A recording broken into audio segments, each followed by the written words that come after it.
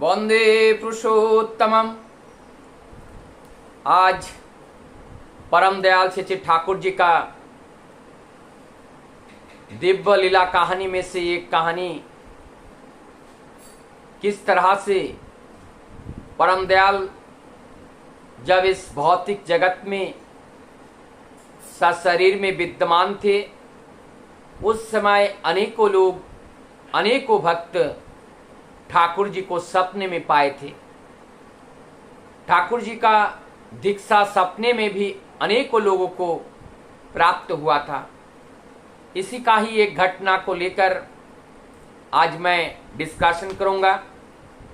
परम दयाल श्री ठाकुर कलकत्ता में जब आए, वहाँ बैरिस्टर चंद्रसेन दादा के घर पे वहाँ रहने लगे और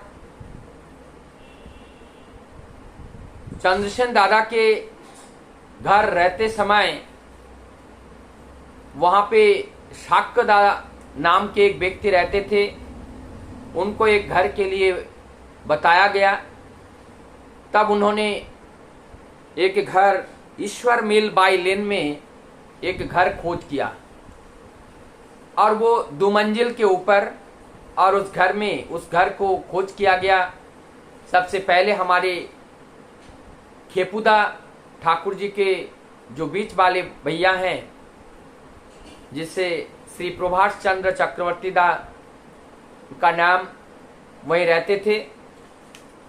उस समय लॉ कानून की पढ़ाई करने के लिए वहां रहने का व्यवस्था हुआ था और वहां पे साथ में माता मनमोहिनी देवी भी रहती थी इसी घर में। और ये जो समय था 1999 1919 की ये बात है।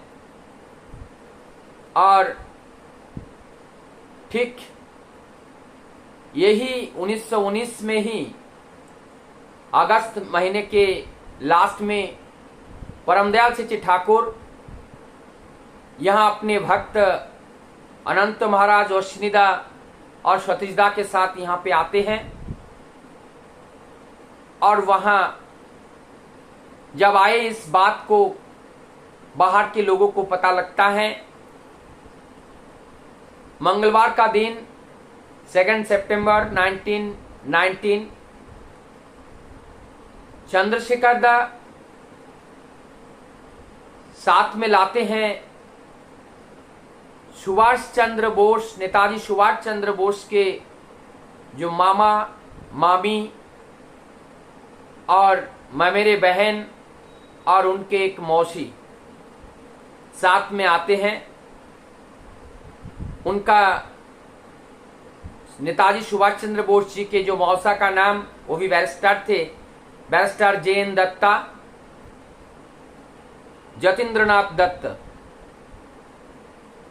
और वो परम दयाल श्री ठाकुर जी के पास अपने सपत्नी, पुत्री और 2 बहन के साथ वहां आते हैं। उनके जो एक बहन प्रभावती देवी, वो सुभाष चंद्र बोस की मम्मी, और जो दूसरा बहन है चारुशिला देवी, ये भी बैरिस्टर सर विनोद चंद्र मित्रदा के पत्नी हैं।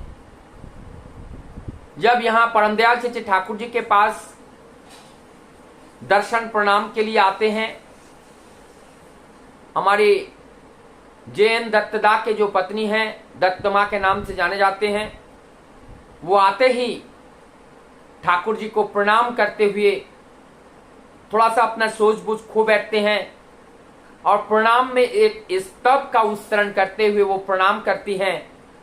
नमो ब्राह्मण देवाय गो ब्राह्मणाय हिताय च जगधिताय कृष्णाय गोविंदाय नमो नमः।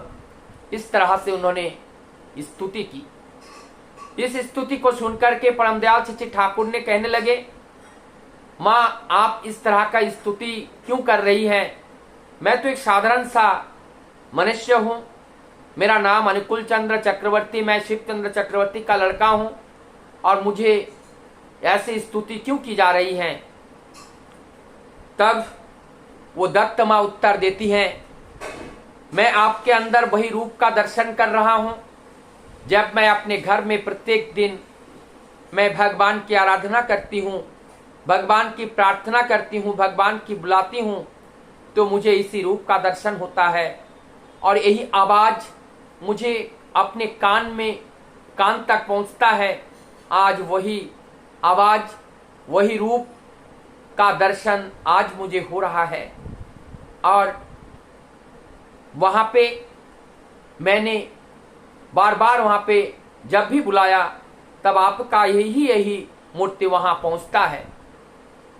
तो मैंने आपसे उस समय पूछा कि आप क्या मेरे भगवान हैं? तो आप ही ने उत्तर दिया, हाँ मैं ही आपका भगवान हूँ। तो आज आप क्यों छिपा रहे हैं? आप बताते क्यों नहीं? उस समय जैसे ही मैंने आपको प्रणाम करने के लिए गया, आप अदृश्य हो गए। ठाकुर जी उस समय सब में ये सारी बातें सपने में ही चल रही हैं। फिर कहने लगे, आप तो मुझे वात्सल्य प्रेम में बुलाई हैं और इसमें प्रणाम नहीं किया जाता है। यही कह करके आप अदृश्य हो गए थे और तब से आपका दर्शन नहीं हुआ था। आज आप मिले हैं। इस तरह से करते हुए उनकी जो भाव में परिवर्तन आया और सहसा उनके मुंह से निकाल पड़ा, राम राघव राम राघव राम राघव रख माम, कृष्ण केशव कृष्ण केशव कृष्ण केशव पाही माम। यही शब्द उनके मुंह से निकला। और ये शब्द जैसे निकला, ठाकुर जी पुनः कहने लगे, इस तरीके से स्तुति आप करके मुझे विचलित क्यों कर रही हो? दत्त माँ कहती हैं और ठाकुर जी के दृष्टि मूर्ति की ओर अपलक से बिना पलक झपके देख रही हैं। ठाकुर जी भी उनकी तरफ देख रहे हैं। और जब दत्त माँ कहते हैं, हमारे जो सचल जो ठाकुर हैं, चलता फिरता ठाकुर हैं, ये अचल कैसे हो गए? ये अचल कैसे हो गए? उनका कहना था, यही है वो पुरुषोत्तम, यही है वो आज के वो ठाकुर, और जिसको हम तलाश रहे थे, आज मुझे वो मिला। इस तरीके के विलाप करते करते सूझबूझ खो गई और ठाकुर जी के सामने वहाँ बेहोश होकर के वहीं पे गिर गई, मूर्छा आ गई। उनको ठाकुर जी ने छूने के लिए माना कर दिया, किसी ने छुआ नहीं। और जब उनका ज्ञान में आए, कॉन्शियस में आए, चेतन में आए, उठ करके कह रही है, मुझे दीक्षा मिल गई, मुझे दीक्षा मिल गई। ऐसे कहने के बाद उन्होंने उनको प्रणाम किया। और तब वहाँ पे जो दत्त दादा थे, सबको कहने लगे, चलो आप सब घर चलो। जब इस बात को जब कहने लगे, दत्त माँ कहने लगे, देखो मुझे फिर घर ले जाने के लिए उस गंडी में, उस बद्ध में, आबद्ध में, उस जाल में मुझे फिर फंसाने के लिए, ले जाने के लिए कह रहे हैं। ठाकुर जी बोलते हैं, पति देवता होते हैं, पति देवता की बात को मानना चाहिए। तब ये दत्त माँ ठाकुर जी से कहती हैं कि मैं अपने पति का बात तो मैं मान लूंगी, लेकिन आपको भी एक बात मुझे बताना पड़ेगा, मेरी बात को आपको मानना पड़ेगा।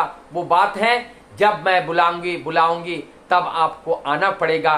ठाकुर जी ने इस बात को घुमाते हुए आगे कहते हैं कि आगे इस बात को ले जाते हैं और अनेक बातों के साथ इस बातों को ठाकुर जी थोड़ा सा घुमा देते हैं, क्योंकि यह चतुर चूड़ामणि है और वो डायरेक्टली किसी बात को के पकड़ में नहीं आते हैं। ऐसे कहते हुए तब सभी दत्त माँ और दत्त दादा और उनके जो परिवार के जो सभी लोग हैं, उनका कन्या और उनके बहन, सब लोग उनके साथ मिलकर के, जो दत्त दादा के साथ मिलकर के वो लोग सब अपने सपरिवार वापस लौटे।